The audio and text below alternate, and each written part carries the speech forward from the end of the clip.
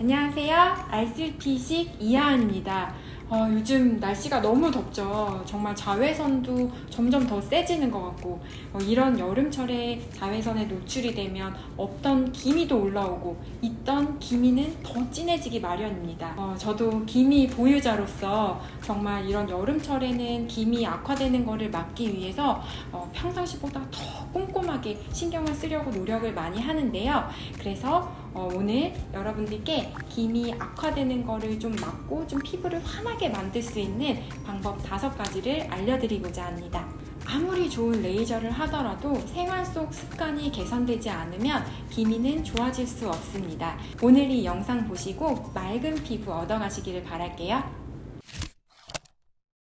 첫 번째로 선크림 가지고 다니기입니다. 우선 자외선 차단제 잘 바르시는 거는 우리 구독자분들은 다 정말 잘 아실 건데요.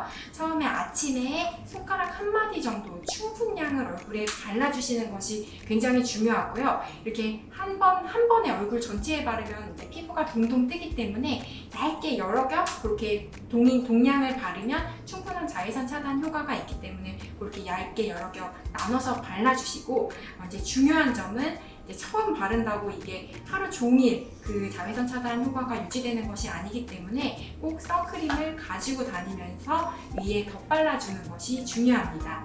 근데 저처럼 보통 이제 메이크업을 하고 다니시는 분들은 이런 선크림 자체를 위에 덧바르기가 굉장히 어렵기 때문에 이런 스틱 제형으로 된 걸로 이제 화장이 밀리지 않는 그런 제형을 선택해서 위에다가 이렇게 덧발라주시는 것이 좋습니다.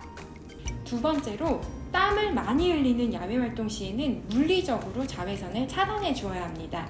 물론 자외선 차단제로 꼼꼼하게 차단하는 것이 중요하지만 챙이 넓은 모자를 쓴다든지 양산을 쓴다든지 이런 팔토시를 한다든지 하는 등으로 우리 피부를 자외선으로부터 보호해 주는 것이 굉장히 중요합니다. 저 같은 경우는 이제 야외에서 운동할 때 물론 양산도 쓰고 모자도 쓰고 그리고 이런 자외선 차단을 할 수 있는 이런 패치 같은 게 있는데 이런 거를 눈가 쪽에 붙여줍니다. 물론 이런 패치를 붙이더라도 그 안쪽에 자외선 차단제는 꼼꼼하게 바르는 것이 중요합니다. 기미 패치가 피부에 혹시 자극이 되지 않을까요? 네. 기미가 있으신 분들은 보통 피부가 굉장히 좀 민감하고 안쪽에 혈관도 늘어나 있고 장벽도 약해져 있는 경우가 많은데요. 이러한 자외선 차단 패치를 보면 안쪽에 약간 이런 끈적끈적한 점착성 물질들이 묻어 있습니다. 그래서 오랜 시간 이렇게 붙이게 되면 그러한 끈적끈적한 물질 때문에 뗄 때 피부에 자극이 될 수 있어서 주의하셔야지 되고, 요즘에는 그러한 단점을 보완해서 하이드로겔로 되어 있는 조금 뗄 때 자극이 덜한 그런 패치들도 많이 나오고 있기 때문에 그런 거를 꼼꼼하게 체크하고 선택하시는 것이 좋겠고요. 이렇게 뗄 때 확 떼지 마시고 이렇게 천천히 자극 없게끔 조심스럽게 떼는 것이 좋겠습니다. 기미가 눈에 안 보이더라도 미리 예방 차원에서 그런 기미 패치 같은 거 붙이면 도움이 될까요? 네. 보통 이쪽 광대 부위 쪽이 기미가 잘 생기는 부위이기 때문에 이런 부위를 물리적으로 이렇게 미리미리 차단하는 것은 나쁘지는 않다고 생각이 되고, 단지 이런 패치를 붙이더라도 그 나머지 부위는 또 자외선에 더 노출이 될 수 있기 때문에 자외선 차단제 꼼꼼하게 바르는 거 잊지 마시길 바라겠습니다. 세 번째로 이런 자외선이 너무 세서 피부가 손상받는 여름철에는 미백 크림을 추가적으로 바릅니다.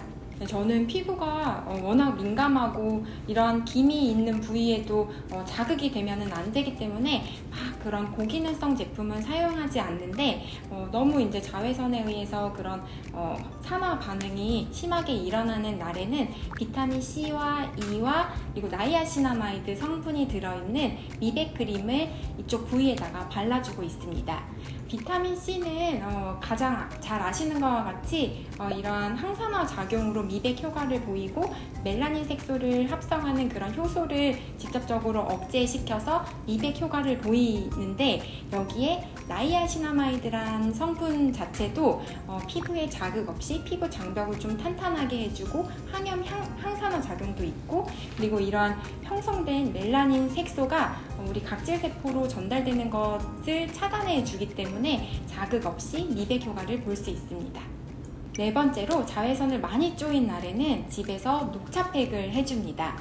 녹차는 항산화 작용이 굉장히 뛰어난 그런 폴리페놀 성분으로, 그다음에 거기 안에 들어있는 카테킨이라고 하는 성분 자체가 멜라닌 색소를 형성하는 효소를 억제해서 미백 효과를 보여줍니다.